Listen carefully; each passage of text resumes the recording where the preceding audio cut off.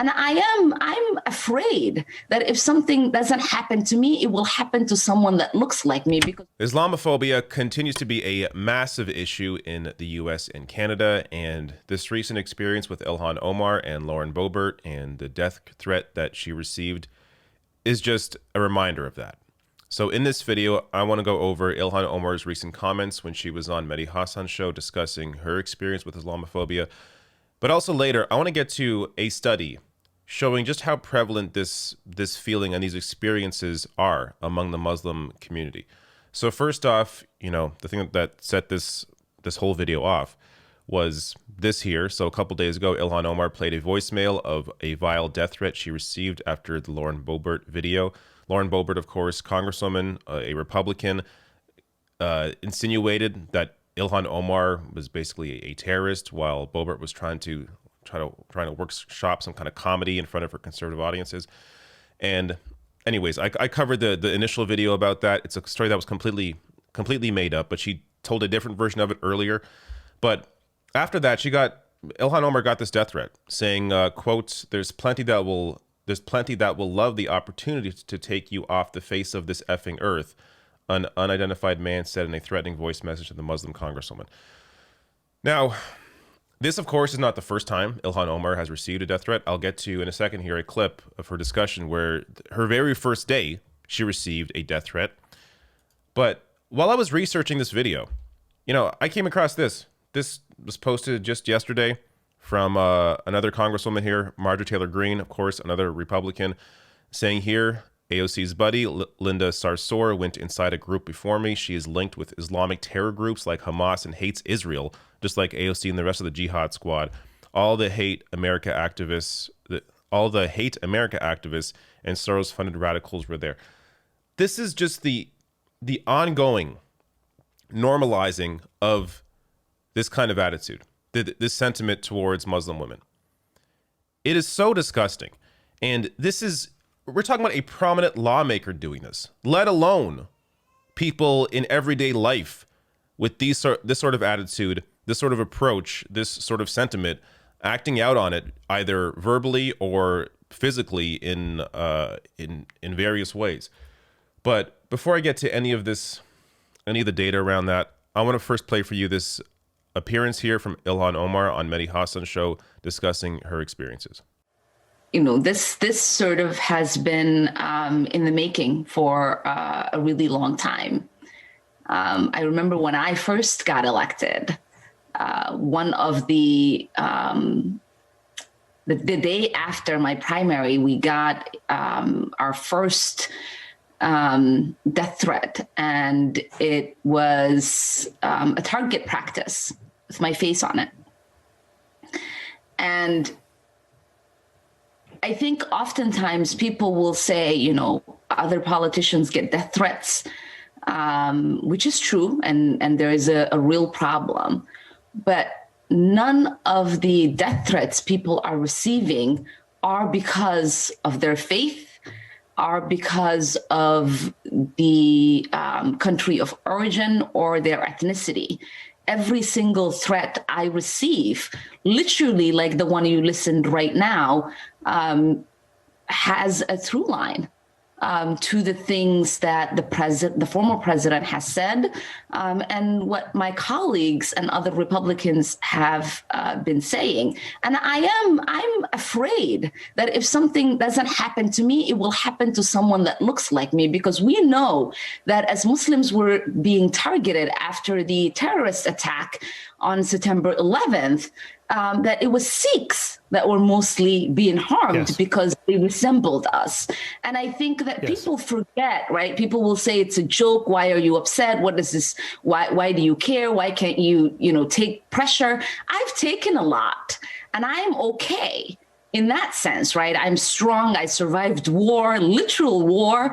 I survived militiamen in front of my house as a child. But what I am afraid for is that this kind of rhetoric is going to get people killed as it has before. And if we do not stem it out, and if we do not strongly condemn it, and if we do not come together as a country and say what is happening, and this example that is being set by members of Congress is wrong and is dangerous, then, I really am scared for what is to come. I don't want us to attend a funeral and ask ourselves, why didn't we speak up? Why didn't we say something? Yeah. So as Ilhan Omar points out here, the normalization of this kind of rhetoric, this Islamophobia, this bigotry, has led to violence, has led to an increase in the acceptance of this sort of thinking, which in turn leads to an increase in actual assaults. So showing you some data here, this is from 2016, but I imagine it continued with the Trump administration. From Pew Research Center, anti-Muslim assaults exceed 2001 total. So you see in 2016, when Trump became a prominent figure and further normalized a lot of this this bigotry, there was an increase in assaults. And other data that I'm sure I've covered in the past, but I couldn't find it for this video, also shows a similar continuation of this sort of bigotry, this hatred, these assaults towards members of the Muslim community. And a very specific example of that from Canada, Muslim family in Canada killed in premeditated truck attack. This family back in June, as I covered this, they were killed simply because they were Muslim. And that's what the normalization of this kind of rhetoric from people like Lauren Boebert, Marjorie Taylor Greene, and others, this is what it leads to. It's not just about those in positions of power, even though we should care about people like Ilhan Omar and their lives and the threat that they're under, but also it's about Muslims as a whole and how they are treated by society with the normalization of that kind of bigotry and their experiences, how they experience life on a daily basis. So I'm going to get to a bit more of that with this study. So this is from UC Berkeley. This came out in September of this year. Islamophobia through the eyes of Muslims. Now, before I get to specifics around some charts and showing you the data on this, one of the drivers of Islamophobia, according to both El Sheikh and Sizemore, who are both researchers on this study, is the media's portrayal of Muslim women as downtrodden and needing to be saved by Western culture and ideals. Sizemore pinned this attitude on liberal and imperialist feminism, an extension of Western imperialist ideology that feeds into a false and dangerous narrative of Muslim women in need of saving from violent and oppressive Muslim men. This feminist narrative has helped politicians garner public support to justify the invasions of Iraq and Afghanistan. Sizemore acknowledged the media has a responsibility to uplift the voices of the marginalized, but portrayals of Muslims in the media tend to highlight war, violence, poverty, and struggle. She noted it's not accurate to always present the most extreme cases, which then becomes the whole truth for many readers. To her point, the countries with the largest Muslim populations, Indonesia, Pakistan, India, and Bangladesh, all have elected women prime ministers, while the United States is yet to elect a woman as president. The current prime minister of Bangladesh is Sheikh Hasina, a 74-year-old woman who has been in office since 2009. So it's not only about people like Donald Trump or Lauren Boebert or Taylor Greene who perpetrate this sort of bigotry, who put out this kind of Islamophobia. It's also about just general media, what the media decides to cover. So when they decide to cover or when they decide to mention that someone is Muslim, it's often around issues of war, violence, poverty, or struggle, and not about, countries like Bangladesh that have a female prime minister. It's all in how Western culture has shaped, especially since 9/11, how it has shaped the idea around what being Muslim is. And you saw that perpetrated and, furthered by people like Bill Maher as well. Again, people who are viewed often as liberals, but they're the ones at the center pushing this kind of Islamophobia. Now, more here on that study. So again, I will link to this study, the full study below the video. You can go through all the data, but I'm going to show you some highlights here. 67.5% of respondents said they have experienced Islamophobia, including 76.7% of women and 58.6% of men. Irrespective of gender or place of birth, most Muslims engage in self-censorship out of fear of how people might respond or react to them. So you see these numbers here. Again, mostly women impacted by this, but it's across the board.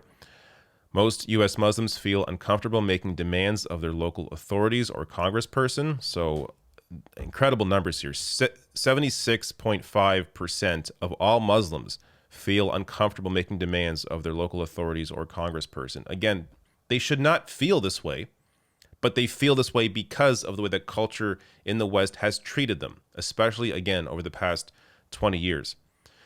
Irrespective of gender or place of birth, almost a third or more of Muslims have hid or attempted to hide their religious identity. Again, can you say this about, Christians? Of course not. But you see the way that Muslims are treated, and that's why a massive percentage of them feel this way. Unfair treatment of U.S. Muslims by law enforcement. So 53.3% have felt unfair treatment by law enforcement. 55.4% personally encountered an Islamophobic incident, and 87.5% of that number did not report them to authorities. Again, going back to the fear of how they may be treated by authorities. And a couple last ones here. Irrespective of their gender and place of birth, most Muslims say that Islamophobia affects their emotional and mental well-being. 93.7%, an astronomical number that, of course, does not apply to any other religion. And last one, almost all Muslims, irrespective of gender and place of birth, agree that the U.S. mainstream media's portrayal of Muslims is unfair. And that goes back to my earlier point about how the mainstream press has talked about Muslims. It's always in a negative light and very rarely, if ever, in a positive light. So, videos like this are tough because I don't really know what to tell you in terms of what you can do to help change the situation. But in terms of your own personal life, if you have family, friends, neighbors who are Muslim, just check in on them every now and then, especially when these sorts of events happen and this sort of sentiment is heightened. It's important to check in on the people in your life that are being impacted by this kind of bigotry, and just see if they're doing okay. Oftentimes people just need someone to talk to air out how they're feeling, and you can help them in that situation by simply being there for them.